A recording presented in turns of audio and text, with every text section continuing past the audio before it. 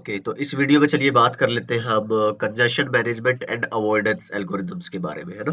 तो जैसे कि हमने पहले भी थोड़ा बहुत डिस्कस कर लिया है कि कंजेशन मैनेजमेंट एंड अवॉइडेंस का मतलब क्या है ना? कि जब आपका जो मान लीजिए कि एग्जिट इंटरफेस है, फॉर एग्जांपल ये एक राउटर है, ये इसका रिसीविंग इंटरफेस मतलब इनबाउंड ट्रैफिक के लिए, ये आपका आउटबाउंड ट्रैफिक के लिए एग्जिट इंटरफेस हुआ, ठीक है? और ये अब दूसरे राउटर से जुड़ा है, यहाँ पे लिंक की बैंडविड्थ है 100 MB और जो इनपुट पे ट्रैफिक आ रही है तो वो क्या हो सकता है, नॉर्मली आपकी ज्यादा भी हो सकती है 100 MB से और कम भी हो सकती है, इक्वल भी हो सकती है। तो हम जब भी रिसीव करने वाले पैकेट्स हैं वो इसके बराबर या कम रहेंगे तो हमें कोई टेंशन लेने की जरूरत नहीं है। तो कंजेशन नहीं है, नॉर्मल आपका डाटा ट्रांसफर हो रहा है। पर कंजेशन का मतलब होता है कि जो आपकी प्रोसेसिंग है राउटर की, है ना, वो कम हो रही है और आप इनकमिंग ज्यादा हो रहे हैं। मतलब आप 100 पैकेट भेज सकते हो पर सेकंड, पर आप रिसीव कर रहे हो 120 पैकेट्स। उस हिसाब को बोलते हैं कंजेशन, ठीक है? और अब क्या हो, जो एक्स्ट्रा पैकेट राउटर रिसीव कर रहा है तो वो क्या करेगा उसको, है ना? तो मैनेज करेगा, मतलब कि उसको क्यूइंग में डालेगा, होल्ड करेगा, या फिर उसको अवॉइड करेगा कंजेशन को टोटली, मतलब एक्स्ट्रा जितने पैकेट होंगे उनको ड्रॉप करेगा। वही लिखा है यहाँ पे सिंपली कि कंजेशन मैनेजमेंट होता है क्यूइंग एल्गोरिदम, होल्ड या वेट, और आपका अवॉइडेंस होता है कि टोटली अवॉइड कर दो कंजेशन को। कैसे अवॉइड करोगे? सिंपली आप उसको ड्रॉप कर दो। तो आप जब एक्स्ट्रा पैकेट ही नहीं है तो लिंक कंजेशन होएगा ही नहीं, ठीक है? तो ये वो वाली बात होगी आपकी। चलिए, अब अगर आप देखो यहाँ पे कि सबसे पहले हम बात कर रहे हैं किसकी, नंबर वन कंजेशन मैनेजमेंट की, तो क्यूइंग एल्गोरिदम की बात करते हैं। तो क्यूइंग का मतलब क्या है, एक बार जरा ये समझिए। तो क्यूइंग एंड शेड्यूलिंग दोनों आप यूज करते हैं। तो पहले एक बार थोड़ा सा समझ लूं, जैसे राउटर, एक ही एग्जांपल बार बार ले रहा हूं ताकि आपको समझने में दिक्कत ना हो और एक इमेज बनी रहे आपके माइंड में।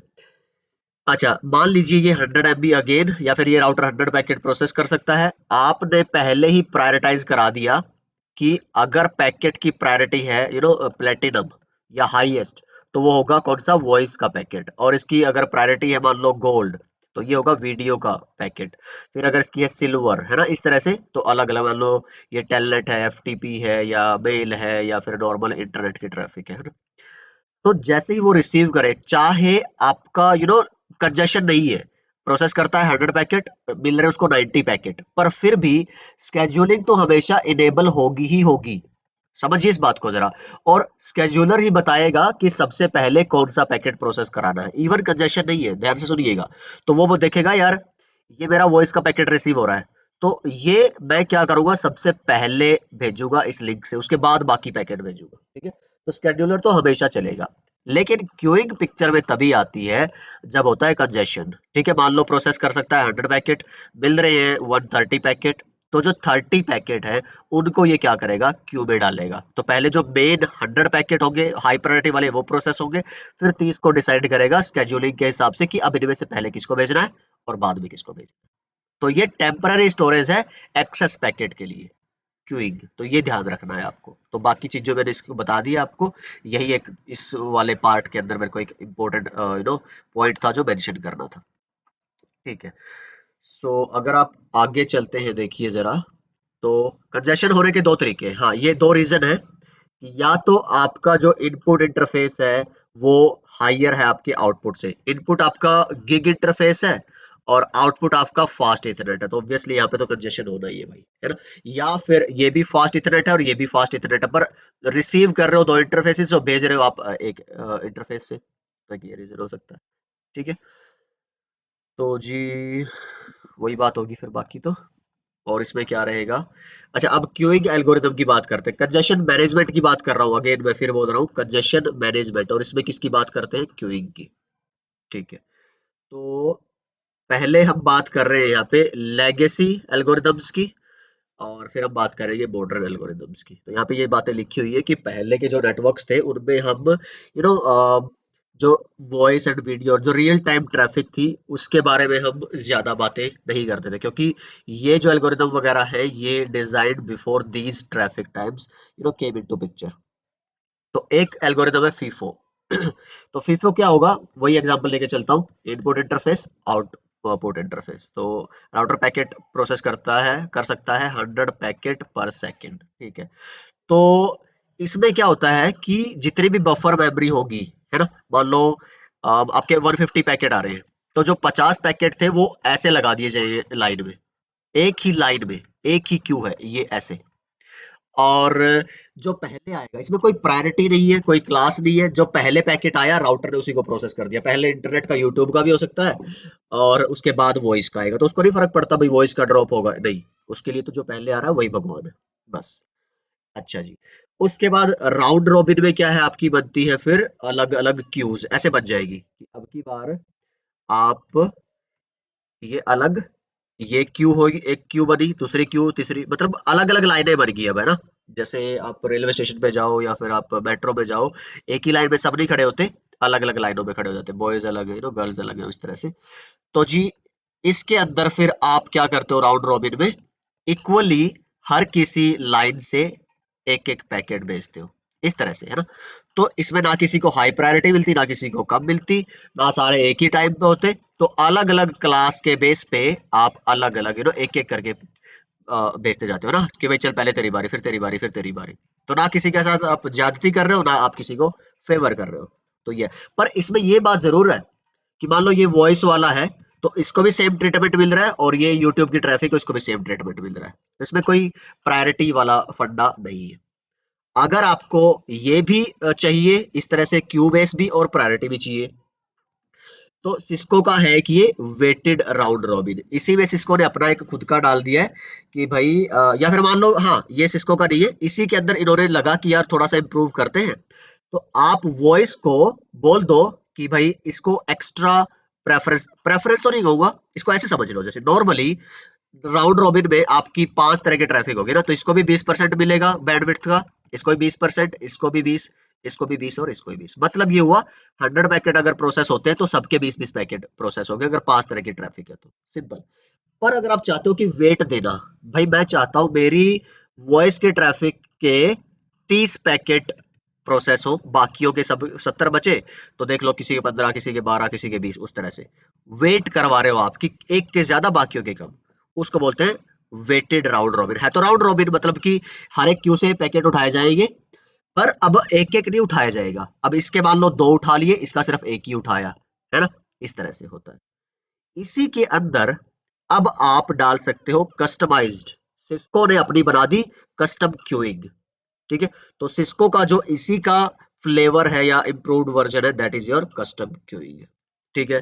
फिर उसी के अंदर अगर आप बोलो कि यार मेरे को ना प्रायोरिटी के बेस पे करना है, कि जो 50 पैकेट मान लो मेरे 150 रिसीव हो रहे हैं और 50 के लिए क्यूइंग बनी हुई है, अब इनमें से मैं चाहता हूं कि भाई मेरा वॉइस का डेटा पहले प्रोसेस हो, यहाँ पे तो क्यू है, इसमें तो किसी को प्रायोरिटी थोड़े ना मिल रही। हाँ ये बोल सकते हो कि जब वॉइस वाले की बारी आएगी तो उसके एक पैकेट के बजाय 2 भेज दिए जाए, तो इतना हो सकता है सिर्फ। पर ये नहीं हो रहा यहाँ पे कि भाई वॉइस को पहले या इसको बाद में ना, वो तो सबकी अपनी अपनी बारी है। तो अब लेकिन आप चाहते हो कि यार वॉइस की बारी भी पहले आए, उसके पैकेट भी ज्यादा जाए, तो उसके लिए आप यूज कर सकते हो प्रायोरिटी, ठीक है। और फिर इसी का एक और बेहतर आता है आपका वेटेड फेयर क्यूइंग, कि आप इसमें प्रायोरिटी भी दो, वॉइस के पहले भेजो और एक से ज्यादा पैकेट भी भेजो, तो आपने दोनों को ऐड कर दिया, तो वो WFQ बन गया।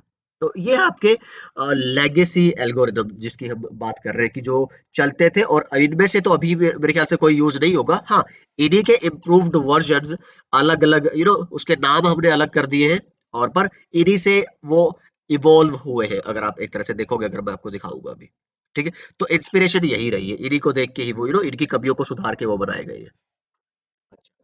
तो ये देख लो जरा, ये सारी थियरी लिखी हुई है, ये पढ़ लेना, ये सब समझ में आ जाएगा आपको।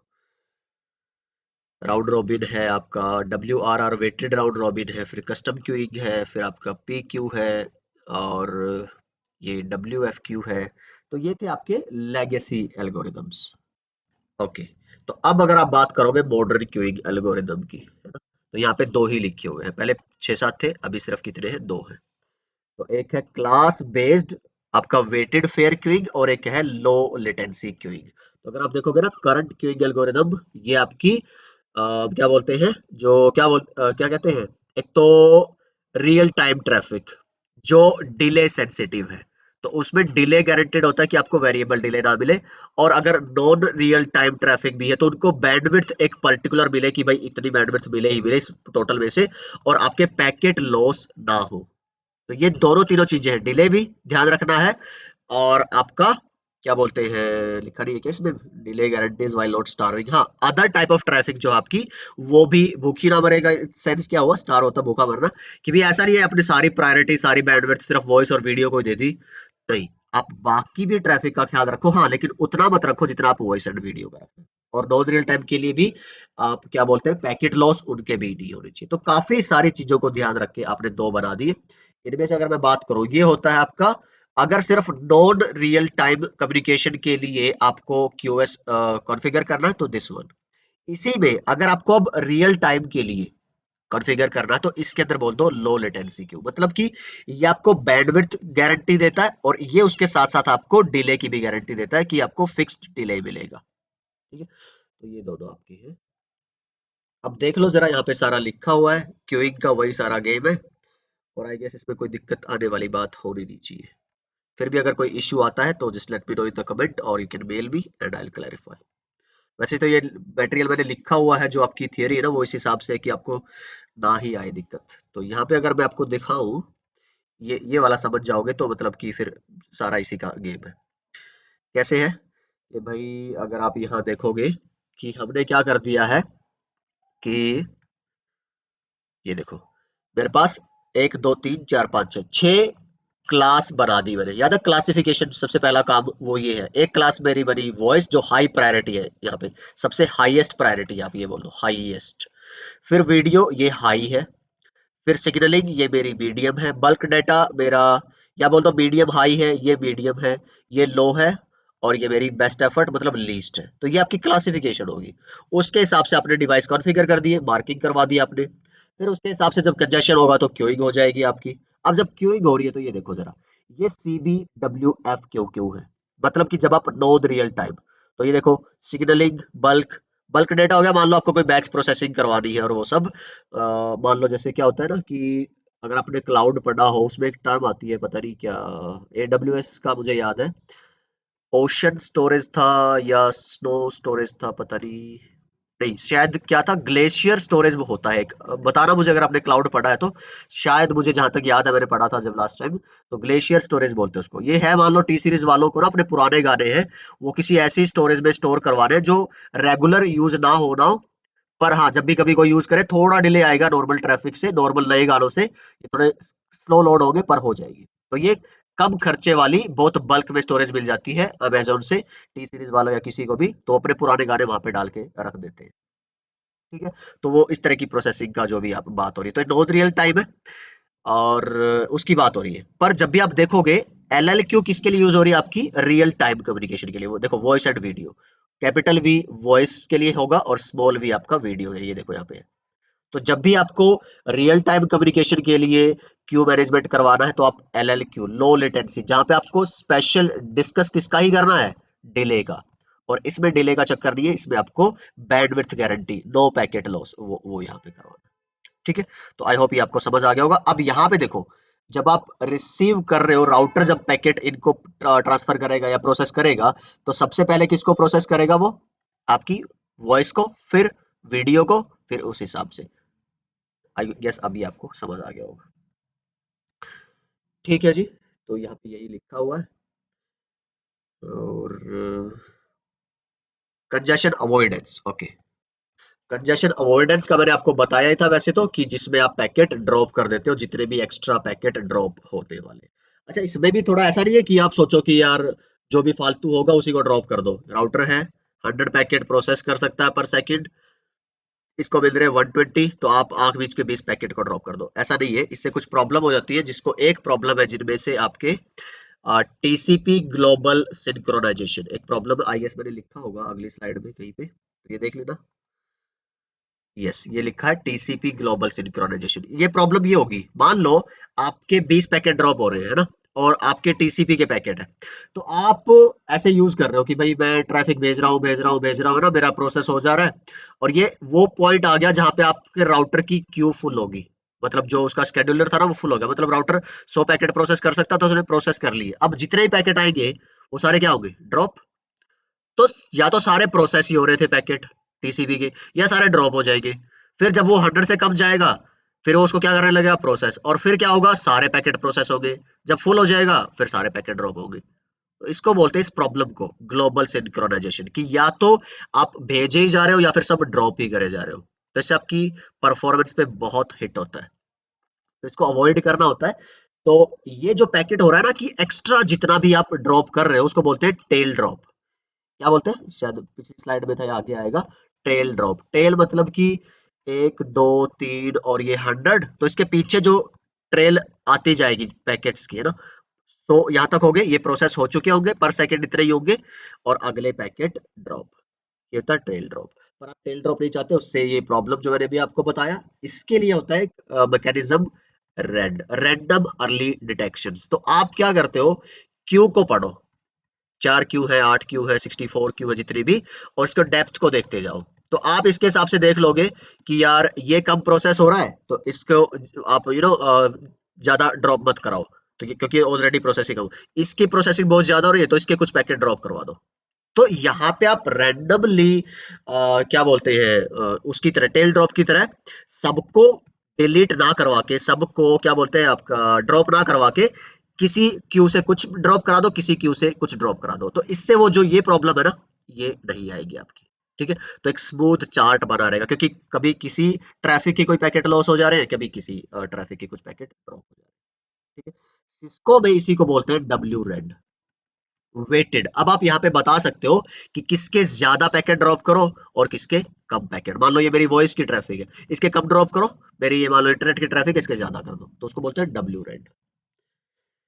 ठीक है, तो इसमें भी आपको ये सब बातें ध्यान रखनी है। तो ये टीसीपी की ग्लोबल सिंक्रोनाइजेशन के ऊपर है, जो मैंने यहाँ पे 1 2 स्लाइड डाली हुई, पढ़ लेना। तो यहाँ पे लिखा है, देख लो आप, कि आपका डब्ल्यू रेड है, जो रेड का ही सिस्को इम्प्लीमेंटेशन है। तो ये मैंने लिखा हुआ है यहाँ पे। ठीक है, उसके बाद ये मैं बताऊंगा आगे सारा का सारा, है ना, तो इसको भी नहीं टच कर रहा मैं ज्यादा। ठीक है, आई गेस काफी है इतना इस वीडियो में, और मिलते हैं नेक्स्ट वीडियो में एक नए टॉपिक के साथ। और अपना ख्याल रखिए, सीखते रहिए, सिखाते रहिए, और मस्त रहिए। बाय।